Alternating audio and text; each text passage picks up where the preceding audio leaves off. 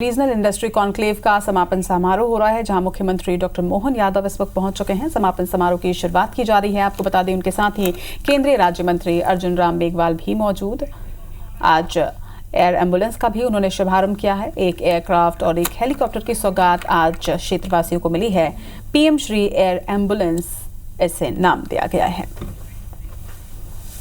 समझाया जाए, इसमें आईओटी को समझाया जाए, इसमें एआर वीआर क्या उसको समझाया जाए। और ऐसे ही यहां राघवेंद्र जी बता रहे थे कि सेशन हुए हैं, आप लोगों से चर्चा हुई है। मैं ऐसे इन्वेस्टमेंट मीट को करने के लिए पुनः मैं मुख्यमंत्री जी का धन्यवाद करता हूं और वंदन करता हूं और अभिनंदन करता हूं। अब मुझे बुलाया, कुछ लोग पूछते हैं भाई कानून मंत्री का क्या काम ऐसे मीट पे। कानून मंत्री का भी बहुत काम है जी। देखिए, प्रधानमंत्री मोदी जी के आने के बाद लॉ एंड जस्टिस डिपार्टमेंट ने किस तरह का आपको जरूरत थी उस तरह के कानून बनाए। जैसे कॉमर्शियल कोर्ट आपकी जरूरत थी। आप कहते थे कि हाई कोर्ट में, सुप्रीम कोर्ट में ऐसा कोई जज नहीं है जो कॉमर्स को समझता हो, इंडस्ट्री को समझता हो। हमारा तो सेपरेट कॉमर्शियल कोर्ट होने चाहिए, बनाए। और उसमें 120 दिन की हमने शर्त भी लगा दी कि अगर अपोजिशन पार्टी अपना पक्ष 120 दिन में नहीं रख सकती है तो उसके बाद वो पक्ष रख ही नहीं सकती। इसलिए केस जल्दी सेटल होने लगे। इसलिए मोदी है तो मुमकिन है।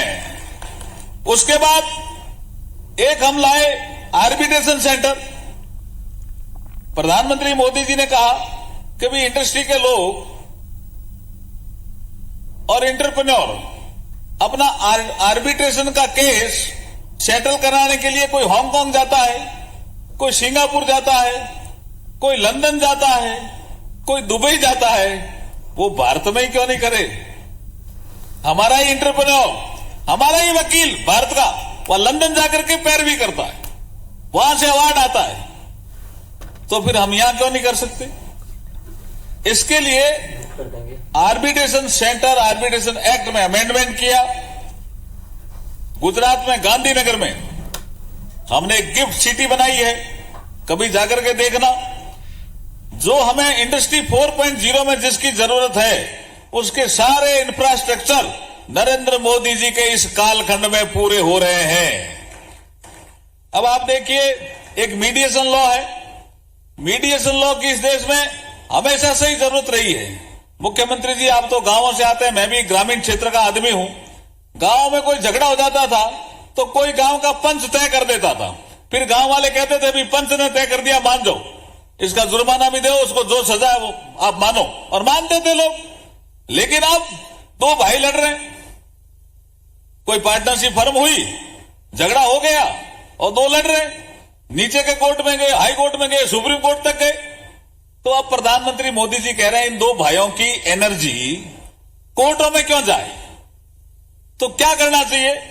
ये दो भाई मिलकर के तय कर दें कि ये हमारा मीडिएटर है, ये जो फैसला कर देगा, ये जो फैसला कर देगा उसको हम मानेंगे। उसको कानूनी ताकत देने का काम नरेंद्र मोदी जी ने किया है अभी मीडिएशन लॉ में अमेंडमेंट करके। इसलिए मोदी है तो मुमकिन है। ये जोर से बोल रहे हो आप, आपका काम जोरदार, ताली बजाओ भाई इनके लिए। एक हमें अननेसेसरी के कितने ही कानून थे। अपना वेशभूषा शुद्ध भारतीय भाषा के, भारतीय व्यवस्थाओं के अनुरूप पहने। माननीय अर्जुन जी मेघवाल बहुत वरिष्ठ आईएएस अधिकारी थे, अपनी नौकरी छोड़ करके इस जनतंत्र के काम में लगे। और इस जनतंत्र के काम में लगे तो कैसे लगे? अपने प्रत्येक कदम से एहसास करा रहा है। ऐसे हर मंत्री को देखो, हर अधिकारी को देखो।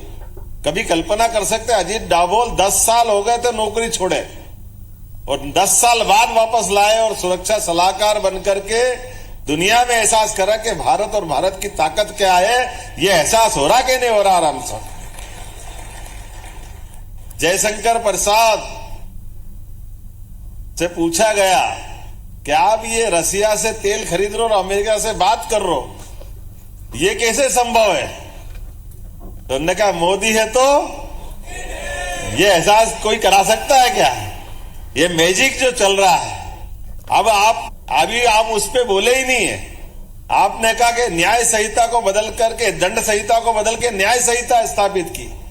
कानून अंग्रेजों के हिसाब से जब कानून बनाते तो वो दंड देकर के अपनी ताकत का एहसास कराते थे। हमारे यहाँ तो हजारों साल से, और ये विक्रमादित्य का विक्रमोत्सव का तीसरा दिन है। विक्रमादित्य के कई गुणों के कारण से विक्रमादित्य जाने जाते थे। तो विक्रमादित्य न्याय परंपरा के लिए सबसे बड़ा मापदंड स्थापित करते आए। और मूल रूप से माननीय अर्जुन जी मेघवाल जी से विक्रमादित्य विषय को चर्चा हुई लेकर के, तो आपकी भी वो अभी चूंकि आपने समय कम है और उनको दूसरे कार्यक्रम में भी जाना, वहां बोलना है, तो वहां का समय ले लिया। लेकिन विक्रमादित्य के उस गुण से प्रभावित होकर के हमारी न्याय के मापदंड और उसका प्रतिमान भी बदला। आपने कहा कि आंख बंद करके कोई तराजू लेकर के न्याय करने में कभी सक्षम नहीं हो सकता। आंख की पट्टी खोलने का काम भी मोदी है। तो ये जो आंख की पट्टी बांध करके कोई न्याय होता है क्या? ये काला कानून, और कितनी पिक्चरें देखी थी अपन ने पुराने जमाने में। तो कानून केवल बातों से नहीं चलता है, कानून संवेदनाओं से चलता है, आंख खोल करके देखने के साथ। और हमारे यहां तो आंख भी अलग अलग मानी गई है। आंख तो खुलेगा लेकिन ज्ञान चक्षु उसके और भी पीछे देख रहा है। ये जो हमारी परंपरा है, जिसके कारण से भारत हजारों हजार साल से जाना जाता है। एक बार पूरे मंच का अभिनंदन करें। मेरे एक और मित्र यहाँ बैठे मंत्री हैं, गौतम टेटवाल जी, आपका भी अभिनंदन है। और यहाँ उद्योगपति भी सारे बैठे हैं, श्री एच.ई. नीलेश कुमार जी, श्री दिनेश पाटीदार जी शक्ति पंप्स वाले, आनंद बांगड़ जी, हमारे जाम्बिया के एच.ई. परसी पी चंदा जी, आपका भी अभिनंदन है। हमारे निश्चल त्रिवेदी जी, अजीत कुमार जी, आलोक बिड़ला जी, जितेंद्र अग्रवाल जी, आशीष कंकारिया जी, पी अहुलीवालिया जी, हमारे वरिष्ठ अधिकारी मोहम्मद सुलेमान साहब, राघवेंद्र जी, पी नरहरि जी, चंद्रमौली शुक्ला जी, इस अवसर पर मौजूद हमारे वरिष्ठ विधायकगण, कई सारे अलग अलग दायित्ववान पदाधिकारीगण, आमंत्रित अतिथिगण, आप सबका एक साथ कितने अलग अलग प्रकार से संयोग से ये हमारी 2 दिन के इन्वेस्टर्स समिट का एक तरह से समापन का हम तरफ पहुंच गए हैं। लेकिन समापन भी एक नई भविष्य की संभावना लेके चले, जो आपने बहुत अच्छे ढंग से डिफाइन किया। आपने कहा भाप का एक समय मान लो, बिजली के आमंत्रण का दूसरा समय मान लो, तीसरा आपने कंप्यूटर से जोड़ा, चौथा आपने वर्तमान के एआई के जुड़ी हुई व्यवस्थाओं से जोड़ा।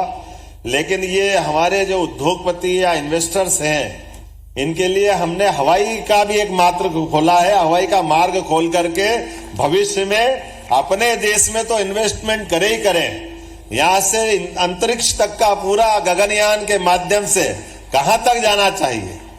और ये जो सुविधाओं को देकर के बात हुई है, आज हमने कहा कि इसलिए किसी भी मनुष्य की अगर प्राण बचाए, उसके कष्ट में हाथ बढ़ा दे, तो सरकार नहीं तो काहे की सरकार। मैं जानता हूं विक्रमादित्य का एक गुण ये भी था कि उनके सामने ऐसे कई मौके आए, बहुत सारी कथाएं चलती है, लेकिन व्यक्ति के लिए अपने प्राण को हथेली में रख करके सहजता के साथ उसके साथ सामने पहुंच जाए। इसकी एक छोटी सी कहानी कहकर के मेरे अपनी बात को यहां समाप्त करूंगा। विक्रमादित्य और राजा भोज दोनों के किस्से ऐसे मानते कि विक्रमादित्य ने जो जीवन में किया है, बाद के काल में हर राजा विक्रमादित्य बनना चाहता था कि मैं विक्रमादित्य के समान, जिसने पुरुषार्थ पराक्रम और अपनी कुछ उपलब्धि हासिल की, वो अपने आप को विक्रम के समकक्ष मानता है। तो अपने हमने सबने पाठ्यक्रम में पढ़ा है, राजा भोज ने बहुत सारे प्रकार से अपने जीवन में बड़ी बड़ी उपलब्धि हासिल की। 10 प्रकार के उनके गुण थे। उनकी पुस्तकें आज भी भोजपत्र में उनके लिखे गए सभी संदर्भ ग्रंथ सहित उपलब्ध है। तो विक्रमादित्य के उस सिंहासन से जोड़ करके वो कहानी मानी जाती है कि विक्रमादित्य के सिंहासन पे बैठने जब राजा भोज जाते हैं, तो 19वीं पुतली उनका कहती कि आप विक्रमादित्य के समान इस सिंहासन पे बैठना चाहते हैं तो आप बहादुर हैं, आप अपने युद्ध कौशल में दक्ष हैं, शस्त्रों शास्त्र का ज्ञान है, लेकिन बताओ विक्रमादित्य की तरह आप आमने सामने सेनाएं खड़ी होगी और सामने आमने की सेना में आपको युद्ध जीतना है, किसी कारण से युद्ध हारना नहीं, क्योंकि हारना विक्रमादित्य जानता नहीं। तो आप किस जगह पे खड़े होकर के युद्ध करोगे कि आप युद्ध जीतो और आप अपने उस युद्ध के जीत का आनंद भी लो। विक्रमादित्य के उस तरीके से सोचने में राजा भोज ने कहा कि मैं आपकी बात समझता हूं कि अगर आमने सामने की सेना खड़ी है और सेना भी बड़ी संख्या में है और युद्ध मुझे जीतना है, तो मैं कहां, उन्होंने कहा आप कहां खड़े होकर के युद्ध का नियंत्रण करोगे, संचालन करोगे। तो पुतली से राजा भोज सोच समझ के जवाब देते कि देखो भाई, मैं युद्ध में जाऊंगा तो युद्ध जीतने का आनंद भी लेना है, और ये जो हथियार होते हैं ये सैनिक और राजा में फर्क नहीं करते। तो स्वाभाविक रूप से मुझे वहां खड़ा होना पड़ेगा कि युद्ध में मेरे सैनिक मुझे ठीक से देख भी सके ताकि उनका हौसला बना रहे, और दूसरा कि युद्ध मुझे जीतना है तो मैं इस स्थिति में भी जाऊंगा, किसी भी स्थिति में दुश्मन के किसी हथियार का मेरे पे कोई असर नहीं होना चाहिए। ऐसी स्वाभाविक रूप से डिस्टेंस भी रखूंगा और फिर युद्ध का संचालन करूंगा। उन्होंने कहा हो गया काम खत्म। लेकिन क्यों? बोला आप विक्रमादित्य का स्थान नहीं ले सकते। तो उन्होंने कहा भाई कोई बात नहीं, आपकी बात मान लेता हूं, पर ये बताओ कि मेरे और विक्रमादित्य में क्या अंतर है? क्या विक्रमादित्य इतना बुद्धिमान नहीं है कि वो ये सारी बातों का विचार करे? बोले नहीं, विक्रमादित्य वो बुद्धिमान तो है जितना आप बता रहे हो, लेकिन आपसे भी आगे वाले हैं। बोले आगे वाले कैसे हैं? बोले फर्क इतना ही है, विक्रमादित्य ने कहा कि जन्म के बाद मौत कितनी बार आती है? मौत एक ही बार आती है। और जैसे आपने कहा कि मैं यहां खड़ूंगा तो मरूंगा और यहां खड़ूंगा तो नहीं मरा हूंगा, ये खड़ा होने का जो आपने अंतर कर लिया, इसका मतलब है आपके अंदर डर आ गया। वो जहां डर है वहां विक्रम हो ही नहीं सकता है, जो निडर है वही विक्रमादित्य हो सकता है। ये हमारे लिए कितने बड़े बड़े उदाहरण है, कितने बड़े बड़े अलग अलग प्रकार के संदर्भ हैं जिनके माध्यम से हम सारी बातों को अपने जीवन में भी अंगीकार कर सकते, धारण कर सकते।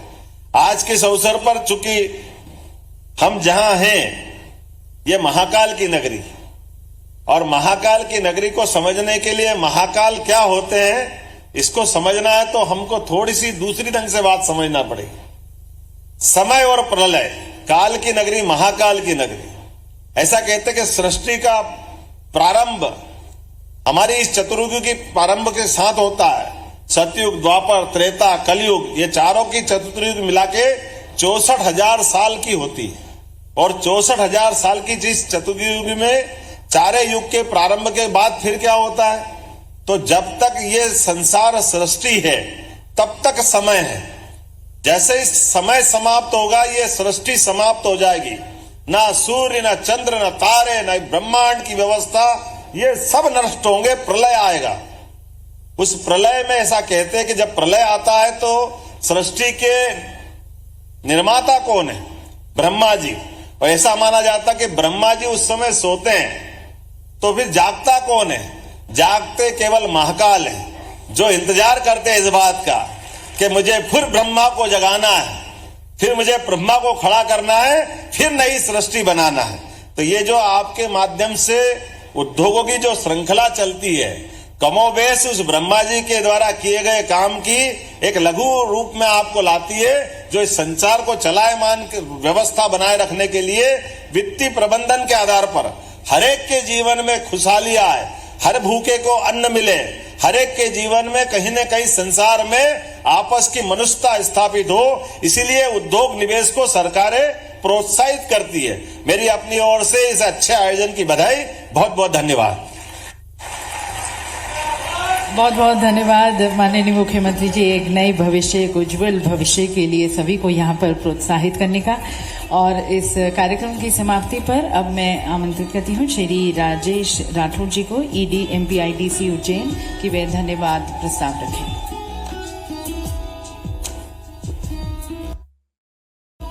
जय श्री महाकाल। बाबा महाकाल की नगरी, धर्म और संस्कृति की नगरी उज्जैन में मध्य